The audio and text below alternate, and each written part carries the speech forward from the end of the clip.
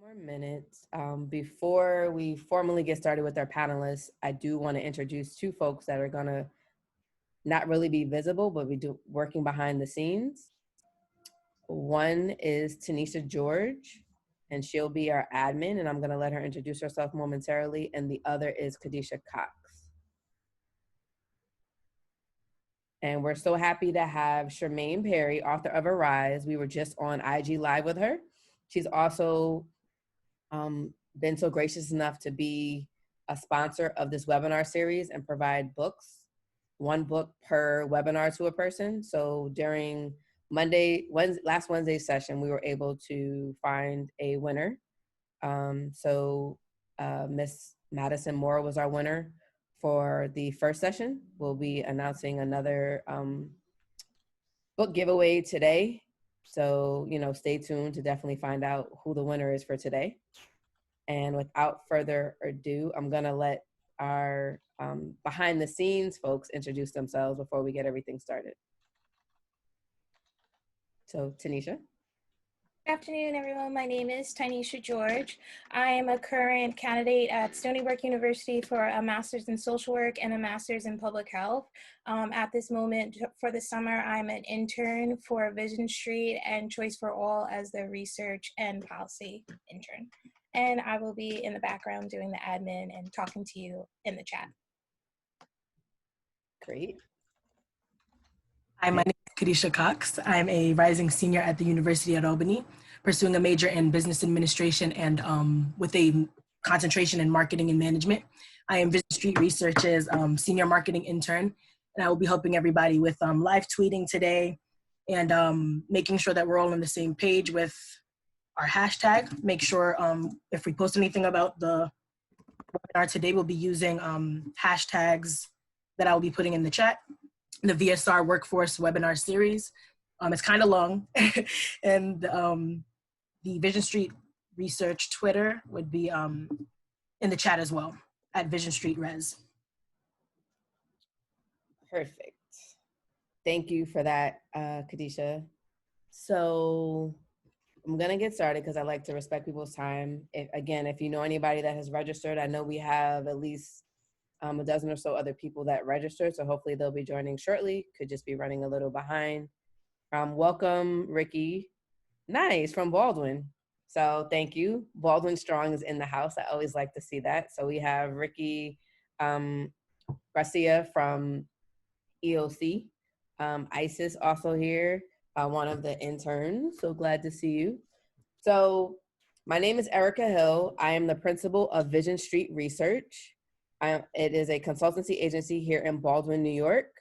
My three focus audiences are government entities, minority and women business enterprises, and community-based organizations. One of the focus areas of Vision Street Research is workforce development, and namely because we believe that particularly people of color, and I would just say Black people, need to be provided with the same information and access to opportunity as everyone else as it relates to really finding out what their passions are, what their purpose is, and more importantly, determining a career pathway. Jobs are great, and we just talked about this during our IG Live with Charmaine Perry, author of Arise, but jobs are short-term and tend to come and go. Careers are long-term and more so set the stage for you to figure out how to take care of your family over the course of years, right? Whereas a job, you could have a job today and then switch a job again. And just like in this pandemic, several people lost their jobs. So we can see how if you're not quote unquote essential, how you could lose a job versus if you have a career, then you can kind of pivot, right? So if the opportunity that you were in is no longer in demand, you can pivot to something else because you're on a career trajectory.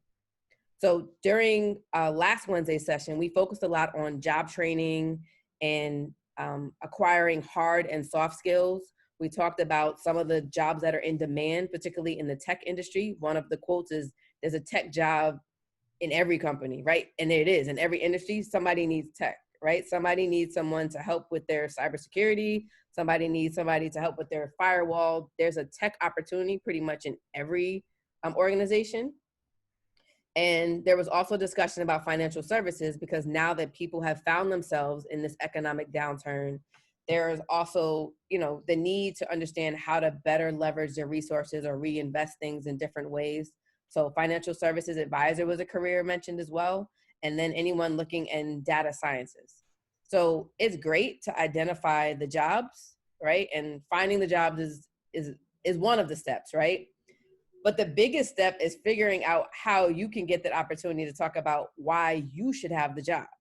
And a lot of that comes down to personal branding, right? Because you're trying to really convince somebody why you're the better candidate over someone else. And we know in this current climate that the supply is high in terms of people looking for jobs. So I'm so excited to have this great panel of experts to really help us drill down into this discussion about how do you effectively market your skills on your resume. And it's not only going to talk about your resume, but your cover letter and on LinkedIn, right? They're all part of kind of your job presentation, because somebody's going to go look at all of them. And quite frankly, they will look at your Facebook and Twitter as well. So don't think like that's removed from it. Even if you don't give them access to it, they have a way of finding it. So you have to think about your personal brand as a total package versus things in isolation. Well, my resume says this, and my cover letter says this, and my LinkedIn says something different. And then on Twitter, like I'm an activist. You're going to confuse the employer. And like, then they're not really clear of what you want to do. So without further ado, I'm going to introduce our panel. So first up, we have Trey Anders, founder of CyberAmp. Trey is actually a partner of Vision Street Research. If you go to our site, visionstreetresearch.com, workforce development, we partner with CyberAmp in terms of offering training for cybersecurity jobs. And really, Trey sees his role as mentoring the next generation of cybersecurity, I would say, experts, entrepreneurs, and trailblazers. That was a term I picked up today from Charmaine Perry during our IG Live. So we're so happy to have Trey here with us. Trey is here from Atlanta, Georgia. So we're happy to have him. He was also part of our panel on last Wednesday. So he'll be able to incorporate some of the things that he shared then and how it connects to kind of this whole personal branding conversation. Thank you. Our second panelist is Flora Quick. She runs Quick Career Resume Services.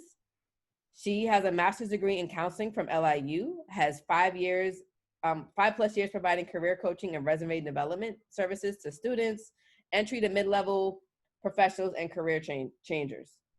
She brings value to her clients in 2 areas: in writing resumes and cover letter, thank you letters, emails, employment application, and in coaching, interviewing, dress for success, career marketing plans, and career assessment. So we're overjoyed to have both of these folks here. So we're going to get just started on the conversation. And like I mentioned before, Tanisha George is our admin for the day. She'll be managing the conversation. So if you have questions, please put it in the chat. She'll make sure that myself and the other panelists get that information, and we'll incorporate it into the conversation. So like I'd mentioned, during the first session, we talked about kind of the key takeaways about tech jobs being everywhere and about remote work requires discipline and time management, right? So now that the job seekers kind of found some jobs that they believe they want to apply to, I want you guys to really start off by talking about, like, how do you like market yourself? Like, how do you figure out what your personal brand is and kind of think about your overall job seeker package? And either one of you can start. Yeah, I'll take that. It's really quite simple. First of all, you just need to have a baseline of how the employer would even come about knowing you, right? So just really just like Googling, doing a Google search on your own name and find out what's already out there, right? I think once you have an assessment or see what's out there around your own, good, bad, or indifference, then you can take another type of action, right? Now you can start doing a little bit of research on that organization. And I think that's where the customization comes in with the resume and your profiling, all of these other things around your branding. But I would say first, just kind of knowing what's out there, your reputation precedes you. And then the next step is doing a little bit more foundational understanding of why do I want to work for this business? Like, what is the added value that I can bring to the table? And it's a win-win situation, right? Not only the skills that you were going and acquire, but the skills that you can bring to the table. Gotcha. What about you, Flora? I agree with Trey. Once you know what job you're applying for, where you want to submit your resume, you want to, even before you get to that point, you really want to Google yourself. You want to find out what is out there. What is the social media saying about you? And is this true or not? You want to make sure that if you already have a company that you want to apply for, you do all the things that Trey said. You research the company, you find out what the customer base is, you find out where the funding is coming from, you find out if you really want to work for this company, then Right. your next job is going to be to market your skills. So you have to really look at the job that you're going to apply for and look at your skills, look at your experience, look at your training. Right. Because as we know, sometimes we see a job when we run with the title, like, oh, I could do that. But we don't really break down the job description. We don't look at the job requisition. And then we don't really match our skills to that job. And sometimes the job is asking for maybe 10 things and we might have two. And we're like, well, I'm going to submit my resume. Depending on what those two things are that you have, yes, you could be the perfect candidate for that job. But depending on, again, on what those two things are, you might not be the best candidate, because if they're Right. asking for someone that is required of them to have a master's degree, and you have no education in that specific area, or you have an associate's degree, you might want to take a chance depending on the other factors, the other requirements or desired things that the employer has, but you really want to break the job, the requisition down in comparison to your skills, in comparison to your soft skills and all of that. But definitely you want to brand yourself when it comes to making sure that LinkedIn, cover letter, resume, Twitter, IG, Facebook, all of that is uniform. They're not going to go on one page and find that you are pro X, Y, and Z, and then the other page you are against X, Y, and Z. You have to pick a persona and stick to it on the social media, especially when you are looking for work. Gotcha. So, in kind of continuing with that conversation, Flora, since you are kind of the resume guru on, on this chat, first of all, I guess, where do people start first, right? So do you start with your resume first? Do you start with LinkedIn? And then can you just talk about, like, what exactly is your resume supposed to do? Not what people design it to do, but what is it supposed to do? The resume's job is to get you an interview. The resume's job is not to get you a job. That's the first step. Your resume is going to get you the interview. If it's well presented, a well-written resume should get you responses, whether they're good, bad, or indifferent. If you are submitting your resume and you get no responses at all, not even a thank you, but no thank you, something is going on. The way you're sending it is not the way they're receiving it, or you're just not realistic in terms of your job search. One of the things that people are not really, they're not clear is about the uniformity of the cover letter and the resume. If you're going to have a font style and size on your cover letter, then it should be the same thing on your resume. And it should probably also emulate the font style and size that you used on your LinkedIn page. Because remember, they're going to look at all of those platforms to see who you are, to make a person out of you, a professional image. So you have to make sure that there's certain information that your resume has and that your cover letter has. Your resume should not have a picture. Some of my clients say, can I put my picture there because where I come from, I want to have my picture. Right. No, not unless the employer requests that, or you are in a specific field, like people who are in the entertainment industry. Yes, they might want to have a picture. And in that case, they might want to have either a bio instead of a resume, or some other type of document. Not really a traditional resume for people that want to work in the IT industry or in the social services or human resources or things like that. Right. Okay. That makes sense. So I guess, like, I know we're going to be sending a handout after this, but I would love, I guess, like, maybe your top 3 do's and don'ts on a resume, right? Because I feel like people have been making some mistakes that automatically, like, eliminate their resume. Like, it just gets thrown in the trash or it gets deleted. The first, do not, please. It is to have someone else's contact information on your resume.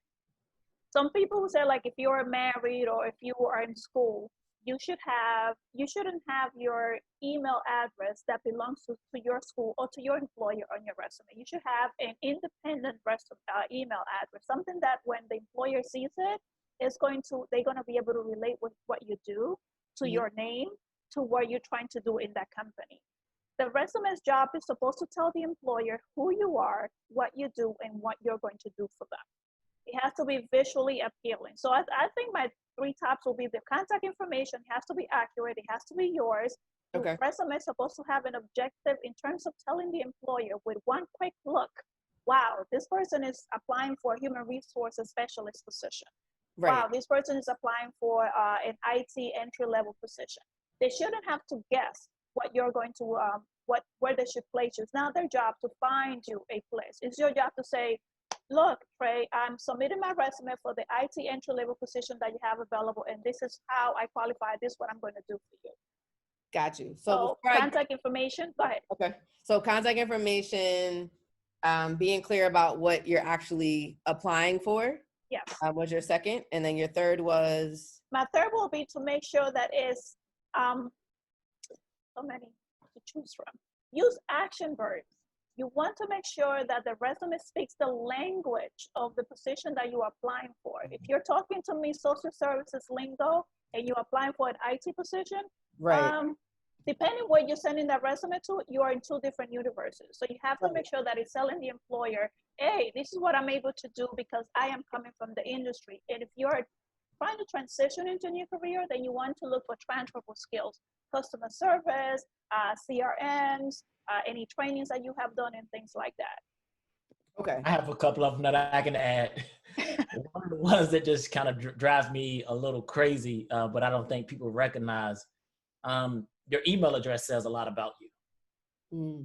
Your email address says a lot about you, right? And one of the things that if you have that AOL, Trey Anders at AOL.com, then that says that maybe you may not be up on the latest technologies and things. That's one thing. The other thing about your email address could be potentially insight into your personality, right? Cute beauty at 83 at AOL.com, it may not be the best look for you. As far as your a professional email.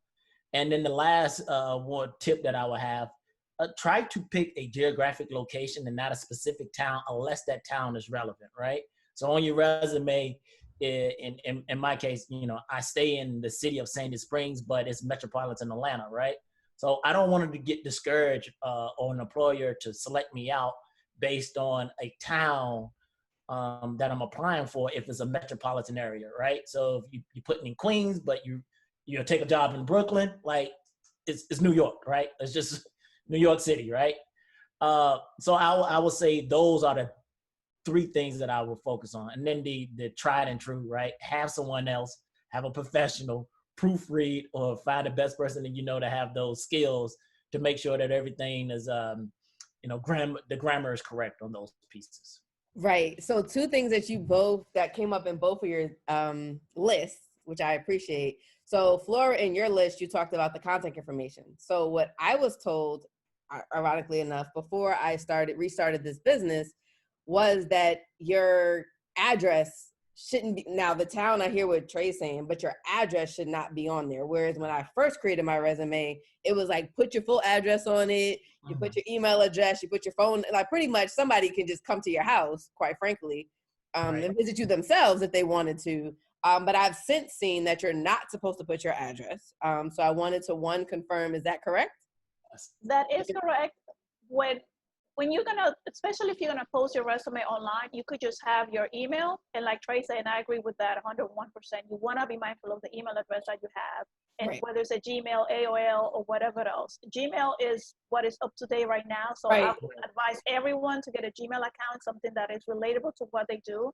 And the employer can identify that. So in terms of posting your address, putting your address on your resume, you really want to be mindful with that. A lot of people some of my clients refuse to take the address out of the resume. And I'm like, well, that's your choice, but they shouldn't have that. And why do you want strangers to know where you live? It's easy enough already to have access to people's personal information, and there's no need for that. Like Trey said, depending where you're looking for work, you don't want to close that door for the employer to feel like, okay, I have a job all the way down. I'm in Brooklyn, New York. Let's say I have a job all the way down in Brooklyn, and this resume that I'm getting says that they're in the Bronx, like maybe 2 hours away from where I'm at. That might be a problem to me as an employer. But Right. I am going to know that if you put your address on your resume. However, if you just post or list your email account and your phone number, I'm going to find the rest out once I either call you or interview you. So by that time, I'm already hooked. I already like you. There's something about you that says, I see this person working for me. So my advice is to not include your address in your on your resume unless you know the company that you're going to submit this resume to, and that's going to help you. Gotcha. Whenever I'm working with a client, I'm looking at the information that I'm going to add to the resume, and I'm like, is this going to help or hurt my client? And based on those two questions, I'll either add it or take off. Gotcha. The other thing I think that Trey brought up in terms of listing like the specific community that I think is also important, is particularly out here, I would say in Long Island, is there are certain communities, I would say certain zip codes that have been like identified as like poor communities. So like for instance, or, you know, they're hard to count for the census. They're, you know, have health disparities, right? So they need resources and people want jobs. But perhaps, you know, listing that you live in Roosevelt, that you live in Hempstead, for some employers, their implicit bias comes into play and they won't pick you because of exactly that. So I agree that just saying like Long Island, New York, you know, then they don't know where you live. Quite, you know, that Long Island, New York, I mean, you could live anywhere from the Hamptons to, you know, to Hempstead, right? Literally, they will not know.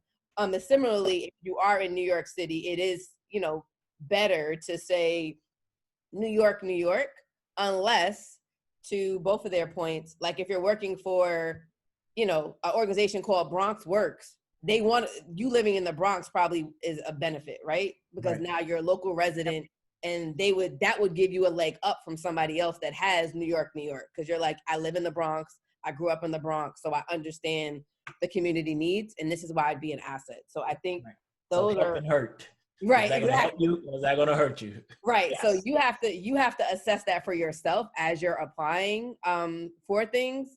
To Flora's point, like reading the job description carefully, and some of them they say the person needs to live in that community, right? So like don't apply one if you don't live there or are not willing to relocate there, because it'll come out. Like because they have that in there about residency, then they are able to ask you that. If residency is a requirement, and for New York City, like if I live on Long Island and apply to something in New York City, they normally give you 90 days and they'll ask you in the interview, are you willing to relocate?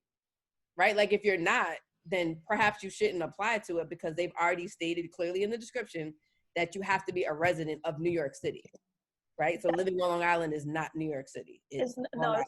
And another thing, employers will really want to hire someone that is in the community. So if you're not in that community, you're not from that community, but you're really interested in working with that company, it will definitely help you to do some research. Maybe visit the community, find out what resources are available in that community, because you can speak to the employer about things that are in there that maybe they don't know, because not just because you work there, you are very familiar with the community. So find out, what is the community about? What resources does it offer? How can the community and the company that you're going to work for work together? So you have to find the connection, the common ground, and you have to talk about that during the job interview if you do have that opportunity. But you definitely don't want to apply for a job where you know nothing about what's going on, you don't even know how to get there, and then expect them to tell you about it. It's your job as the one that's seeking for work or for a specific career transition to really know these things prior to the interview. That's why it's very important, like Trey said, that you research the company, find out what they're about, get all this information prior to you submitting your resume, because that might be the company that calls you. And then when they call you, like, well, I'm not really interested. That's not the way to invest your time, your energy, or their time and energy. Right. Yeah, there's a couple of stats on that. And I can really speak about the ones in IT. For every one position that's out there that they're advertising for, and it depends on the size of the company, but on average, they get close to 200 applications a day for that one particular job. And then the other thing that I would say, you almost have to stack rank your opportunities. So let's just say that you really want to work for Google, right? And that's your main focus. Like, I feel like I can get that job at Google, right? One thing that I would do, like, well, who is Google's competition, right? So I want to work for Google, but I need to understand in my research, who their competition is, right? So one part of the competition may be Facebook, another part may be Microsoft, right? And then I would kind of span out from there. So that's the level 2 or your tier 2 companies, right? And then from there, I could say, okay, great. Who would be Microsoft and Facebook's competition? So Microsoft competition may be Oracle or Salesforce or something like that. And then on the other side, let's say Facebook competition would be, LinkedIn and Snapchat, right? I really want to work for Google, right? Right. But it would behoove me to apply and get my skill set working at those tier 3 companies, right? Gotcha. So if I look at Snapchat and I understand that all of the things that I need to do to be successful at Snapchat, then that gives me a leg up to possibly get to Facebook. And then once I'm in Facebook, I'm almost a shoe-in to compete at Google, right? But a lot of people say, something, there's no need for me to look at, Snapchat or right. those other companies. They want to focus on Google. I want to work at Google, that's what, right? But a lot of people don't know this. If you apply for Google more than 4 times and get rejected, they ban you for life. And it's twice a year, right? So they're keeping a track and they're keeping a record of who's applying and why were they disqualified. Right. You need to be able to understand that. So I like to approach it in a very tiered approach. And then the other thing that I would say, let's say that you really want this job at Google. You just know that you're competing against the best in the world. Everyone want to work for Google, right? So that's where all the competition is, right? You might not have that same level of competition at Snapchat or another smaller social media startup, right? So you approach that and build your skills at those tier 4 and tier 3, and you work your way up. And then you can ask for not only top dollar, but your resume is reflecting that not only have you've been successful in the career, but you know exactly what to do around this particular job. Right. So Trey, I remember you mentioning that during the last session in terms of like the tiers. So it sounds like for IT, like a lot of people go for tier one companies, right? So tier 1 companies are like your Google, Dell, Symantec, HP. Right. Like if I'm from what I know, I'm just thinking about printers. That's terrible. But right. No, that's fine. But you recognize that there are companies like Apple, as an example, right? Everyone would probably want to work for Apple. But there's IBM out there, again, right? They make hardware. And then you have Dell, and they make hardware. And then, you have Toshiba, right? So these companies, any of these companies that I would say are on the stock market, there are private companies that are not on the stock market that compete with them. And that's where you really want to hone your skills at, right? So as you're doing your research, you're learning about what it takes to be successful at those tier 1 companies, but you're applying that same skill set of what you learned to some of the other companies, right? And these other companies, the competition is not going to be so steep. So I'll give you a perfect example, right? I didn't start my career out in an IT company. I started out in a manufacturing company, right? But over time, I built my skills up. And then those tier 1 companies came knocking on my door because they seen that I had already had the experience with the branding, marketing, LinkedIn profile, and my resume kind of spoke for itself. Gotcha. But again, it's very rare, unless you have an internship or relationships at the organization, that those tier 1 companies are going to pull you in day one. It's almost like winning the lottery. Got you. So one of the things, Trey, that I did want to go back to, I know that Flora talked about the importance of like adjectives and action words, right? But you're in a very technical field. So how does someone who's interested in the IT field, and I would just say more specifically cybersecurity, how do they figure out what are the action words that should appear on their resume? Because it's from my understanding and just from being a job seeker at one time, there's some machine scanning your resume, right? So like if the words for whatever industry don't appear, it kicks your resume out and they're on to the next one. So for your particular field, I would say, what are some of the keywords that you could share with folks? Yeah, I would actually even take it a different approach, right? Because you already understand the job description and you did your research about the company, right? 95% of the work is already done. They've told you the words that they're looking for, right? Okay. You see the values of the company. You understand, you did a search on their news feed. You know what type of projects that they're working on. And in your research, what you should also do is go to LinkedIn and see who already has those positions. Okay. So you've already kind of done all the hard work. You see the words and the terminology and the action words that they're already using. I would just put it down in two categories, right? So there are action words that say that you have the skill set and the knowledge base, and then there are action words that show you how well you work with the team. So again, it goes back to your soft skills and your hard skills, right? Hard skills in IT and is going to be really based on different acronyms, IP addresses and firewalls and next generation firewalls and all SIMs and all of these other acronyms, right? Right. That's one way. The other thing that I would say is the impact on your resume. So how do you use your soft skills and your hard skills to have an impact on an organization, right? And if you can tell that narrative and tell that story, that's the part of the interview that's happening on that piece of paper that they're going to drill down on and get a better insight on. Right. And we'll uncover that a little bit more as we continue in the discussion here. That makes sense.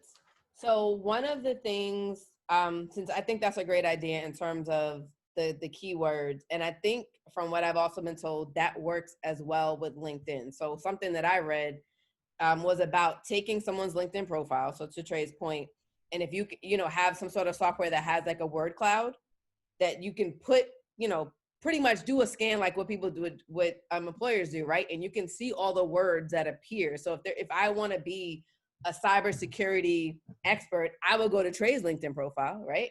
And I would copy the content and then do a scan to see like what are the words that are on Trey's LinkedIn, right? There's no need to reinvent the wheel or try to like do all these searches to figure it out yourself when he's an example of someone that does that. Or conversely, if I wanted to be a career coach or, do stuff around career coaching, resume writing, and things like that, like I would go look at Floor. Like the point is, like there are people out there you can search in LinkedIn, right, with the terms and find people that have that listed and just see. It'll give you a sense of like potential career options, right? Because we're really trying to promote here a career, not just these, one-off jobs. Because a resume for a job, you'll have a million resumes, quite frankly, if you just keep going for jobs because there's no intent, right? And there's no focus. So a job is like, I need to be paid this amount today, and they have an opening.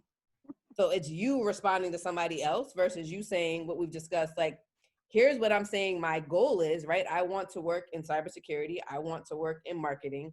And I'm now going to figure out a path to get to whatever it is if I want to be the executive. So if it means I start out as an intern, like I have 2 interns that are doing the back office right now of this webinar because they want to get experience, right? And that experience can still be reflected on their resume. So I actually have another example for you far as if you want to kind of pivot and talk about personal branding just a little bit here. One of my approaches that I try to mentor and help people on, not only is Google as your friend, right? Google is going to give you a peek behind the covers a little bit. So let's just say that you want to get into marketing, right? Right. First thing I'm going to do, I'm going to go over to Amazon and I'm going to look at the top marketing books, right? So all of those top marketing books have an author, right? And we live in a world today where 9 times out of 10, those authors have some type of social media, right? So now I know exactly who the thought leaders are because Amazon sales speak for themselves, right? Now I know who those persons are. And now I'm going to follow them on LinkedIn or Twitter and see what they're talking about, right? Okay. And here we go. Okay, so we found out exactly what they're talking about.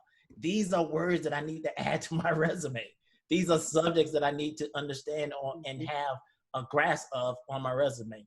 I would say a lot of times when we're interviewing and having our resumes out there, we are interviewing for you're positioning yourself in 2 ways. You want to position yourself as have some thought leadership on expertise, which these people have already demonstrated because they have the book right out there. Right.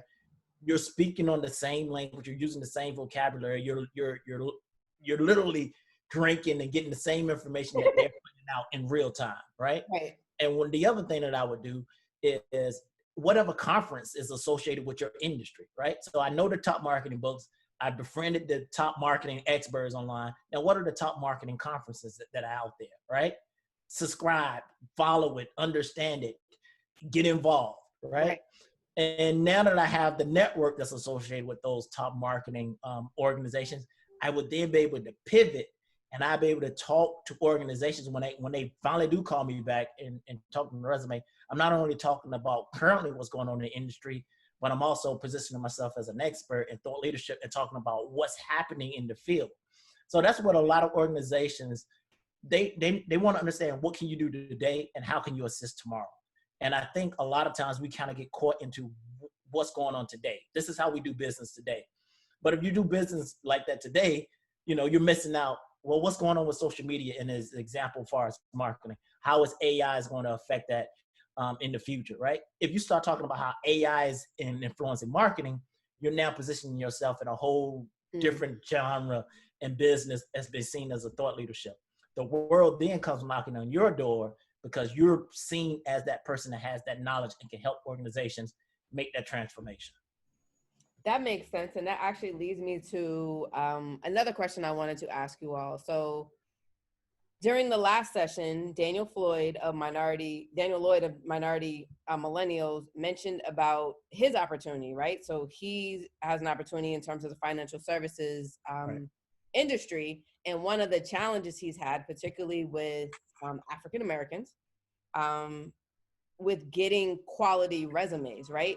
So what I want to know, right, we've kind of like glossed over it, right? But I want to really get down to like real deal, like being completely transparent.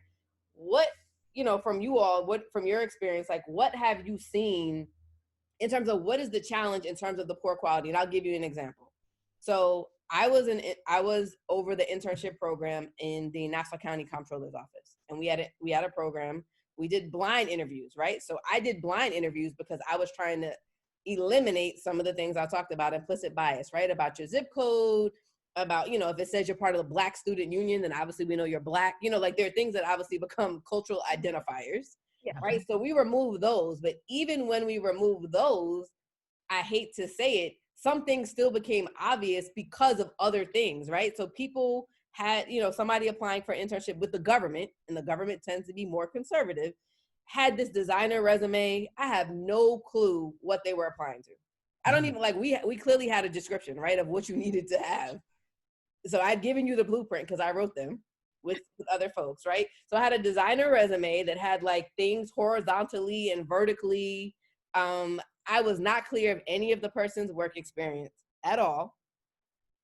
And then the cover letter was like canned. I actually got a cover letter that said, "Thank you, New York State Comptroller." So now I'm offended on behalf of my boss. Like, we work for Nassau County. So you just copy and pasted and didn't take the time to read to see that you've now sent me this, and our opportunity was completely different from theirs. So then, then I can't include you because I can't give that to my boss. It says New York State, and he's the Nassau County Comptroller, and it doesn't have his name. It has Tom DiNapoli's name, and that is not my boss's name. Right. So what do you, like, I just want to know, like, both of you are in, different industries, like, why is it such a challenge, I would say, for our Black and brown folks in terms of, creating a resume? I'm not saying everybody, but, this was an opportunity where, Daniel was getting a slew of resumes that he just could not use. And I hear that that's an issue. Okay, go ahead, Flora. Go ahead, Flora, you can start. Thank you, Trey. I think that we don't think that the resume is so important. We think that as long as we submit something, it doesn't have to have certain information. Oh, you want a resume? Well, I'm going to tell you everything that I've done. Not everything that you have done is relevant to what I want or what I need. And just submitting a resume does not guarantee that you're going to get a job. You could have a resume that is in the best shape ever, the most accurate, closest to the job description, and you might not get the job because of behind closed doors factors. But if you want to submit a resume, if you need to submit a resume, you really want to brand yourself. Your resume shouldn't have something that says objective. Submitting my resume for a position where I could grow. That sounds like a lot of blah, blah, blah, blah, blah, blah, blah. You want to submit a resume that says, it has a title. And if your title is IT manager, then your resume should say IT manager. If you are a career coach, the first thing that the person sees is career coach, and then as they move down on your resume, they should be able, why and how are you qualified to be a career coach for this specific position? It has to speak the language. We submit resumes sometimes and we think that just put in our Gmail account or our email account and a phone number and just saying, I need a job, you have a job, that's it, let's make this happen. It doesn't work like that. You have to really study the company. You have to really study the job description. You have to look for what they want and see if you have what they want. Right. And you want to look at the job. You don't have to reinvent the wheel. You just want to put a little bit of makeup on it. That's all you want to do. You really want to be realistic about the skill set that you're bringing in, about what they asking you to bring in, and then be honest about your skill set. If Right. you if on your resume says that you have an associate's degree, but you're speaking like you have a PhD, clearly something is not happening. And sometimes some of my clients, I used to work with a company and I used to get some of these emails. And as a career advisor, I was like, oh no, we need to get them in here and work on this, because where are you going to send this person with this resume? Because they wanted to come across like they knew so much. By the time I was finished with them, I'm like, I don't even know what they want. Because they just use this language that is not at the level of the job that they're applying for. Either they're right here and the job is here, the level is here, or they're here and the job is here. You have to be right in sync with the job. Not too low, not too high. And that's why a lot of people don't get called for resumes, or it doesn't look appealing. If the margins are not right, it's not aligned, it doesn't really speak to the employer, it's not visually appealing. The language is not there. There's no heading, there's no volunteer activities, there's no school, it's missing information. They take one quick look. The employer gets look at your resume for 3 to 6 seconds. That's the time that they have to make a decision. And if it's not visually appealing, if they cannot immediately tell what you're applying for, they're not going to call you at all. Gotcha. Yeah, and I think like that kind of leads me to the next question, which is the whole thing about cover letters, right? So, you know, in preparing for this webinar, you know, I was looking at cover letters. I mean, my mom has a background in HR, so I've been predisposed to certain things, but I wanted to really look at what the stats are, right? Because obviously, as a researcher, like that's kind of what I like to lead with. So what I found was, according to a survey from Office Team, a staffing services company specializing in administrative professionals, 86% of executives polled said cover letters are valuable when evaluating job candidates. And then I, you know, wanted to dig a little bit deeper. So CV Compiler conducted their own survey in the tech industry, because I knew that we had a tech expert on here, and found that 48% of tech giants require cover letters, 55% of like larger organizations require one, and 65% of fast-growing startups require a cover letter. So I'm interested to know from both of you, again, different perspectives, what are your thoughts about the cover letter? Because what I was always told was that your cover letter is kind of, it's almost like the first sneak peek to you to determine if I want to look a little further, right? Do I want to peel back the curtain a little bit more? So here's the curtain, and it says, this is Erica Hill, and why should you care? And why am I a potential candidate? And then I say something compelling enough on my cover letter that you open up the curtain, and then here's this resume that further conveys what I can contribute to your organization. So is that what it's supposed to do? Like, what exactly is the cover letter supposed to do? And, you know, you both have different industry expertise, so I would just love your insight on that. The cover letter is the companion to the resume. The cover letter is the one that opens the door the resume walks in. With the cover letter, the employer is going to be able to see your communication skills, your writing skills, if you know how to properly follow grammar, if you know how to type a letter, if you know how to even write a resume, because there are certain guidelines that we have to follow when we write a cover letter. You have to put in your address. You have to address the cover letter to a specific company, if possible, a specific person. And if you don't know the name of the person, then maybe a hiring manager. It's an introduction to your resume. It's not it to take the place off or to just be like, okay, I'm going to send a cover letter and a resume, and they're not really related. They are companions. They are walking in together, and they're going to come hand in hand to complement each other. So it's very important that if the employer asks for a cover letter, that you give them a cover letter. And the cover letter is supposed to say why you're submitting your resume to this position and what are you going to do. You're not going to kind of like just take the resume and copy it to the cover letter and say, okay, here. Or just say on the cover letter, I'm sending my resume attached. Because some people will say my resume attached and don't write a cover letter. When they ask you for one, you automatically telling the employer, I do not know, nor do I wish to follow directions. Okay. What about you, Trey? For the tech industry? I think it can be summarized in really just one word: effort. Right? If you don't put in the effort, then you're not going to get the results. You could think about, losing weight or gaining muscle all day, but it takes effort. You can think about working for Google and how great that $300,000 a year salary and stock options will be, $500,000 a year. Right. Amazing. That's a great fantasy, but it's going to take a lot of effort. So when we say what is wrong with our community, I think one part is the skills. Okay. And that can be fixed, right? We don't have a lack of knowledge is the excuse anymore. Before I could say we just didn't know. They have all kinds of books for dummies, right? You have a social network, and again, Google is your friend, right? On how to do something. Again, even the Googling of or reading or reaching out to your network, it's effort. Right. And that's one thing in our community, right? So you can't just say it's the skill, it's the effort, right? So even if you don't have the skill, effort trumps skill all day, because the person that's put in the effort will figure out a way of doing it and they'll keep going. So that's one thing. I just want to kind of turn the conversation and pivot just a little bit, right? I think the cover letters, the resumes, the LinkedIn profile, the personal branding, all of those are great ways to move from having a job to advancing your career. But as I was saying before, you almost have to, I would say the new generation of finding a job or leveraging this wonderful world of the internet and social media, really the world should be finding you, right? So staying quiet and just, cover letters and resumes, that's a great first step, and that takes effort, right?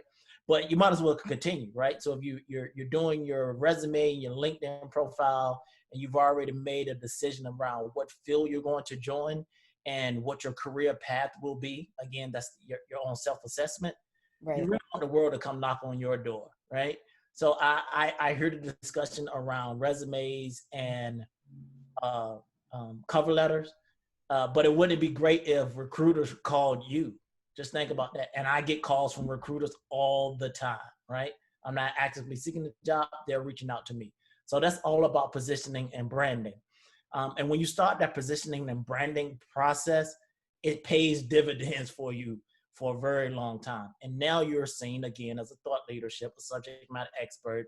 And now you're not negotiating just against yourself, where a company is trying to fill a position to have a body associated with a job. Now you have a career, and you know what that career means, and you know the value that you bring to the organization. I think that's a great point and a great way to transition into kind of the conversation about LinkedIn.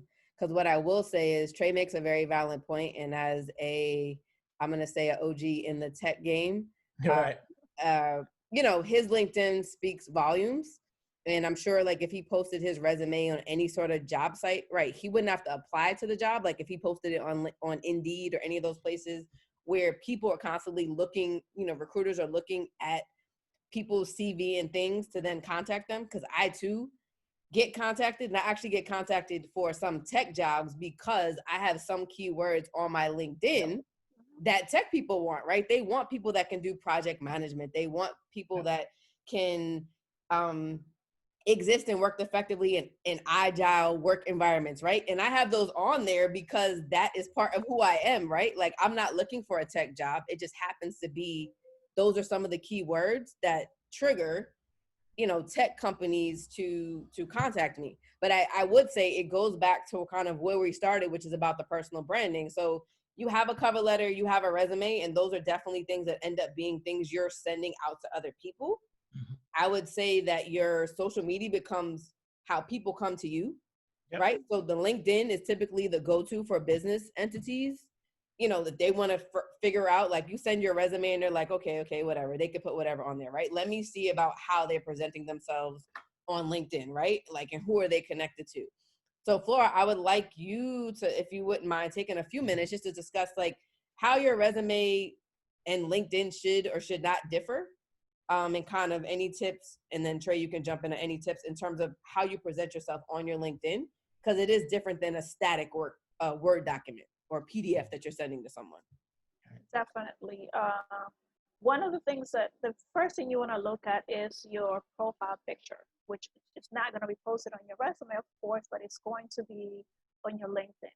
Statistics show that when the profile has a picture, they're looked at 24 times more often than those who do not have a picture. But it's not just any picture, because you could say, oh, it's a picture, it's a picture, it's a picture. Picture speaks a thousand words. So you want to make sure that your background is immaculate. Your background is communicating your brand. The colors that you're wearing are communicating who you are. If you're a professional, if you're an IT person, whatever that is, you want to make sure that this picture is projecting who you are, that you are friendly and approachable yet professional, which could be a little hard to achieve sometimes. You want to make sure that they're able to see you. So there's going to be information that your resume is going to have that your LinkedIn page is not going to have. Your LinkedIn page is going to say about me, and you could use some of the information that you have on your resume to put on your LinkedIn page. For example, the LinkedIn page, your resume must say career coach. The LinkedIn page must say, I am your career coach. I will help you blank, blank, blank, blank. Right. Your resume is not going to have the I statement, but it's going to be implied there. So that's one of the things that you can look at when it comes to your LinkedIn page. Also, your LinkedIn page, you want to follow organizations that you are interested in. Your LinkedIn page gives you the opportunity to either copy or follow someone's beliefs or someone who's a guru in your specific area. You could also write articles and post them there. You could write quotes. You could post certain pictures in there. You could, if you're reading a book, you could say, I'm reading X, Y, and Z. That's going to help you. So you have to look at your LinkedIn page and your resume as a cohesiveness, but you also want to make sure that you understand that they are not to be a copy of one another. Because again, you want them to be similar in a lot of ways, but also you want to know that there are things, there's a language that you want to use in your LinkedIn page that you're not going to use in your resume. Like again, going back to the I statement, that has no place on your resume, but yet it has a lot of value when you put it on your LinkedIn page, strategically speaking. It's not just slap I all over the place. I am your career coach. I am your IT person, and I am able to solve X, Y, and Z problem. I have been blank, blank, blank at this company, and this is what I have done. Your resume is not going to have that language. Also, your resume, it could be 2 pages. Your LinkedIn page, you decide how long it is, but you want to make it concise, just like your resume. Gotcha. I would start out with my LinkedIn profile. The picture is very important. The banner at the top is also important, right? So again, if you have a community-based organization showing a picture of that community, I think that's an implied statement that's saying that, hey, not only am I here, but I'm invested, right? The other thing would be the recommendations, the organizations that you follow, the individuals that you follow, as Florence said. One of the things that I like to do on my LinkedIn, anytime someone is promoted inside of a job or completed some type of accreditation, I like to just reach out to them and say, hey, congratulations. Yep. I'm sure it was a lot of hard work, and then I also like to just offer someone that may be in a junior position or is a position that I can assist in. I always offer that to individuals that I'm connecting with on LinkedIn. Like, hey, you have any questions about cybersecurity? If I don't know, I have someone in my network who does, allow me to be a resource for your network, right? And that goes a long way.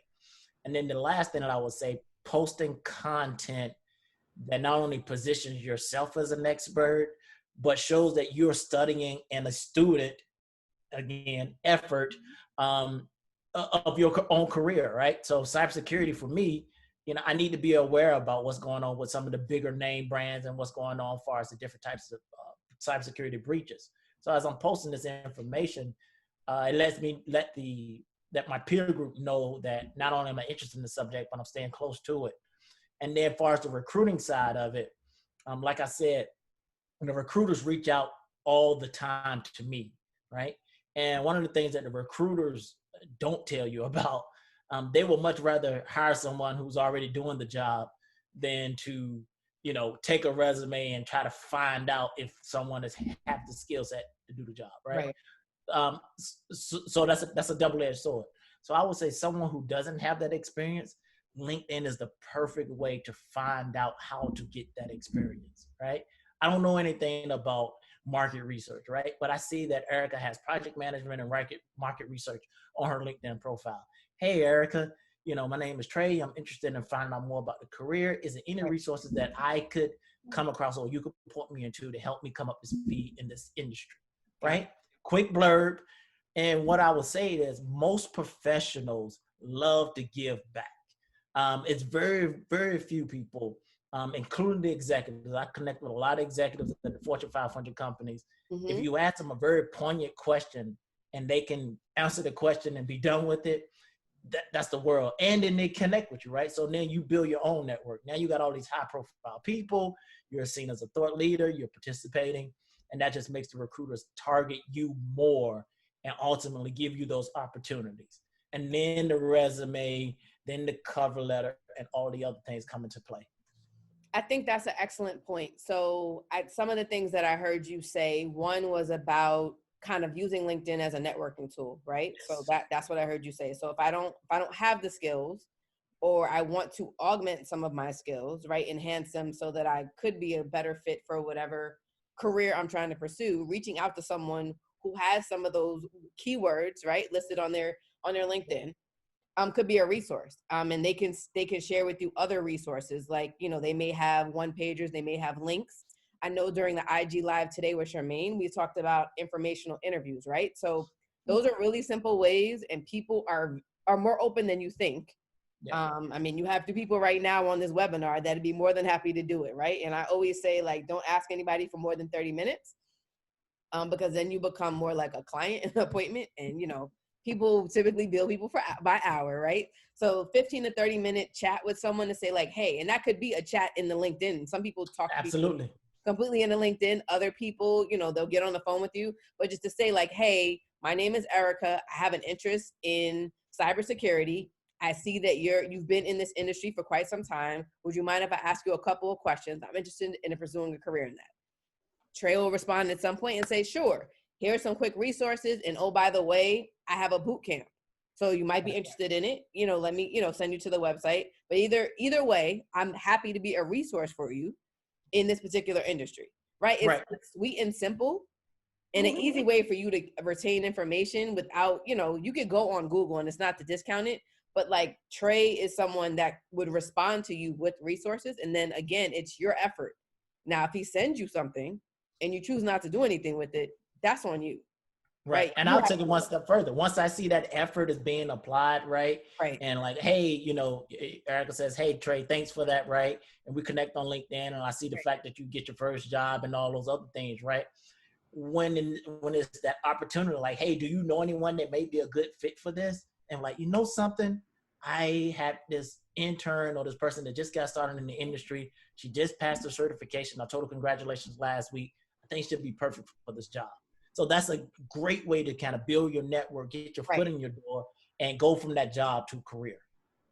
Right. And I think that is an amazing point, right? Again, about the whole internship, about relationships, right? The importance of relationships. And that one of the things that Charmaine even mentioned on IG Live is about things not being so transactional. So I feel like in some cases, some people like only will come to you. So they'll come to Trey for that one thing, right? So I just want Trey because I know you want cybersecurity. I'm about to apply to a job. I'm going to ask him something, and then never connect with Trey again, right? That you've now made it transactional. That's not a relationship. You do not have a relationship with Trey. You don't.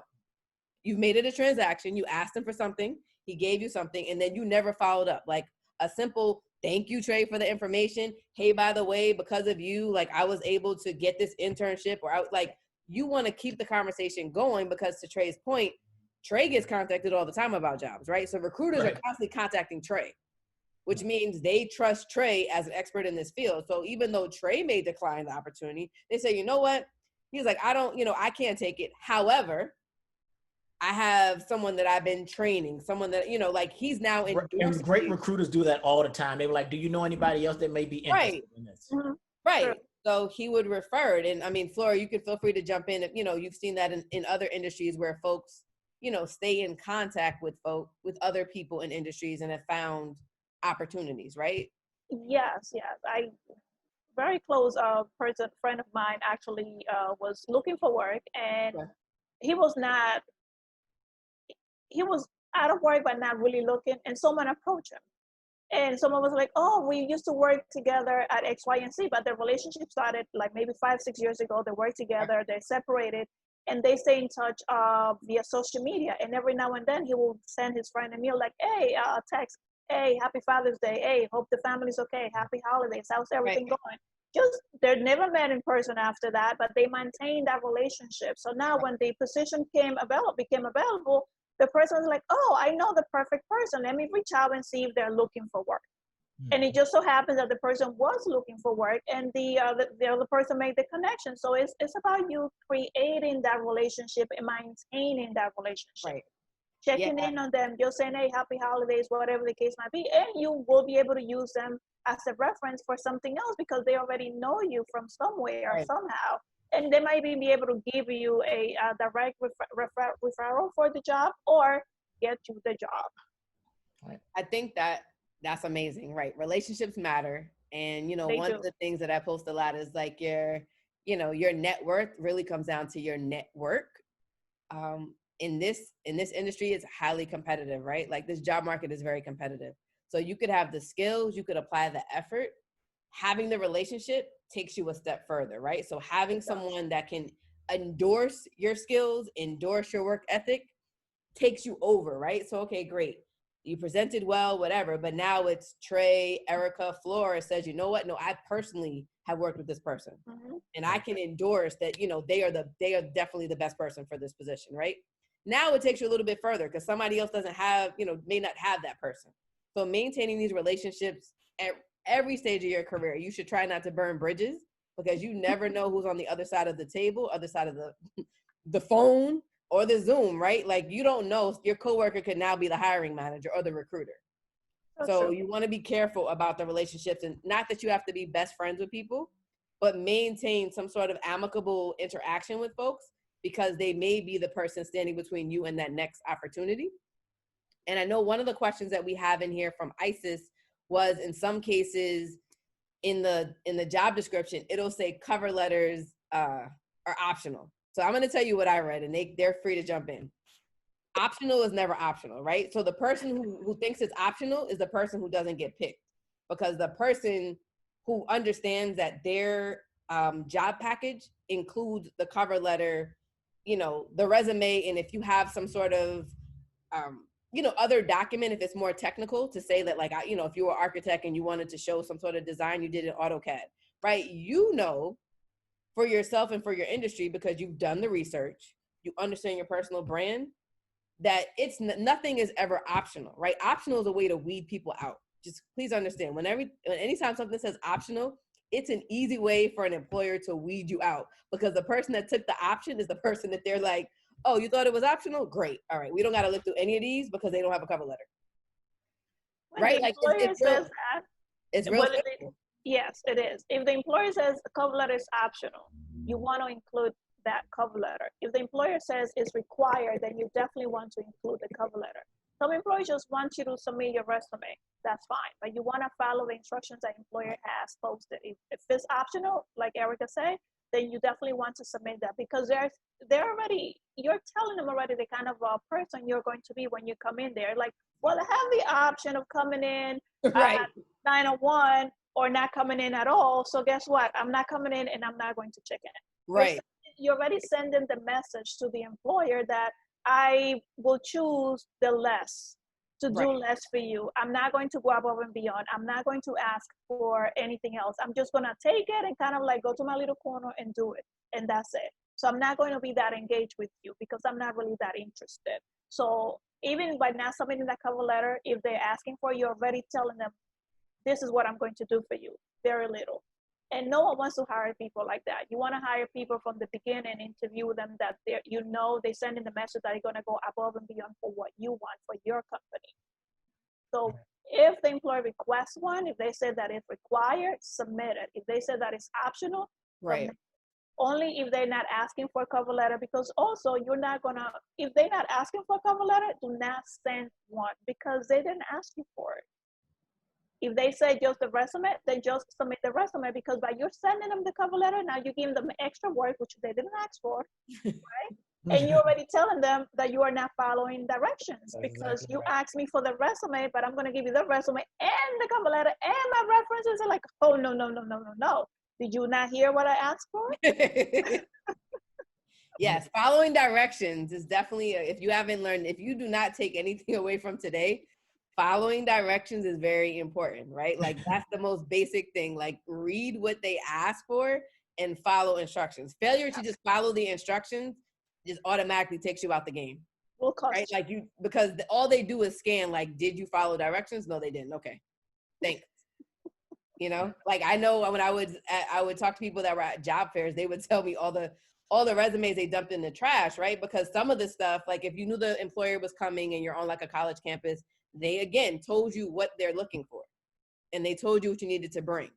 So when people would fail to again follow directions, they'd be like, okay, next, right? Because there's somebody else that did follow instructions. That's the whole thing. It's not like you didn't follow it, so they're gonna come banging at your door. They're not. There's a ton of other people that follow the instructions. So They're not going to come back to you and say, hey, you forgot. right. Like, no, we don't need this. Clearly, we're going to have to do a lot of professional development with them. And companies don't want to invest more than they need to. Right.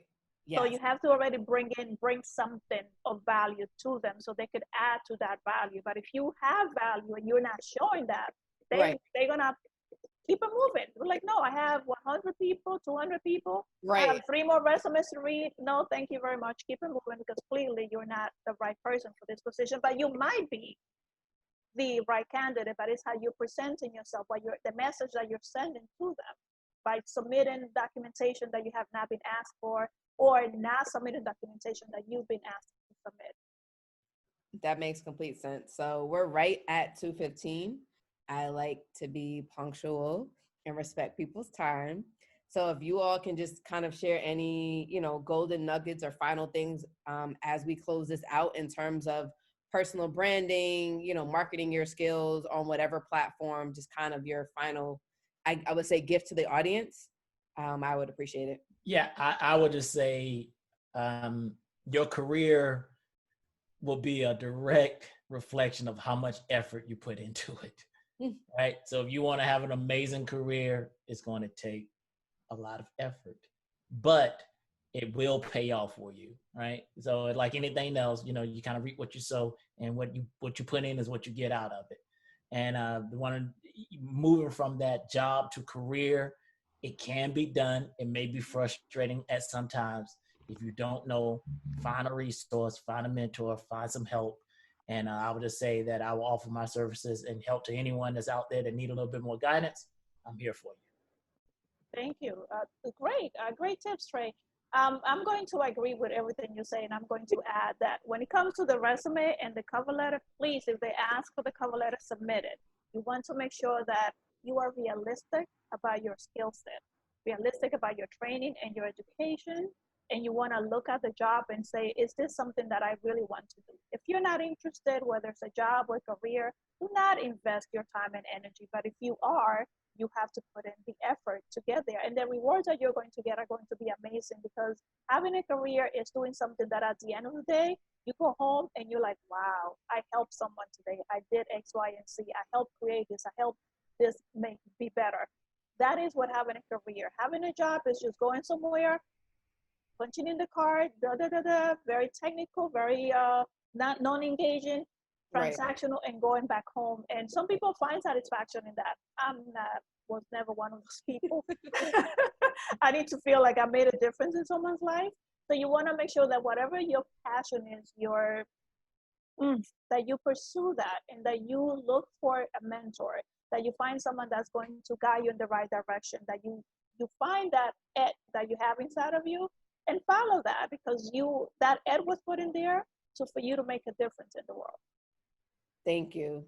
I definitely appreciate everyone for joining this webinar. This is part 2 of Vision Street Research Workforce Development webinar series, where we've been discussing about marketing your skills on your resume and really focused around personal branding, action words, the do's and don'ts of resume, to use a cover letter or not use a cover letter. That is the question, depending on the situation. And really kind of what Flora just mentioned is your communication on your resume and being able to communicate like who you are, like conveying your brand, right? So you want to be able to convey your passion and your career trajectory in whatever communication tools that you're providing, right? So be consistent. So I would say be consistent, whatever. If you're on a bunch of platforms, I know we're not going to go into detail about social media, but keep in mind that people will find your Facebook post, right? Where you were having a great time wherever in Miami, right? Like, so that now is part of the brand as well, right? So like the internet is not forgiving, right? Everything is findable, right? Even if you think it was deleted, like it is findable. So just be cognizant of that as you're going in the job search and really career trajectory situation of like what's on your Facebook, what you say on your Twitter. You know, maybe you don't say that, right? Just think about it, because that could be what separates you also, right? Somebody goes on and finds out that you said something back in the day about this company that you're now applying for that you forgot that you said. They'll find it and it will be used against you, and you know you may not get the job. So again, follow instructions, read the descriptions. We're happy that you participated today. Our next and final session is July 1st on Zoom again from 1 p.m. to 2:15. Flora will be back with us, and we have 2 other guests that'll be talking about, okay, you've gotten the training, you have found the job, you've now, perfected your whole personal branding, and you've gotten an interview. So now how do you effectively participate in an interview, especially when it's remote? And you haven't been in IT for years like Trey, where all of them are remote. Because Trey has a leg up against everybody else, because IT jobs tend to be, the people are in other states, so they default to remote interviews, whereas in other industries, you're used to coming in person.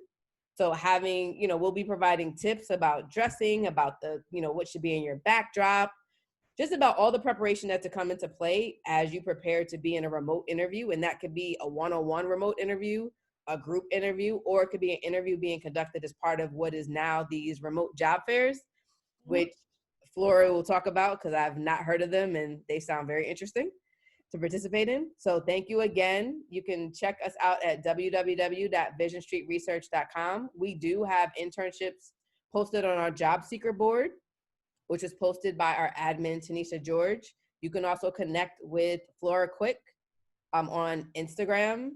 You can check the tags if you follow us at Vision Street Res NY. You can see that we've tagged her in all of the posts about this event. You can also connect with Trey Anders. I would say go to LinkedIn, and I would start there. That is the best way to connect with him and the content that he is providing, as well as get that candid advice, because you can see like he'll respond to you in that chat.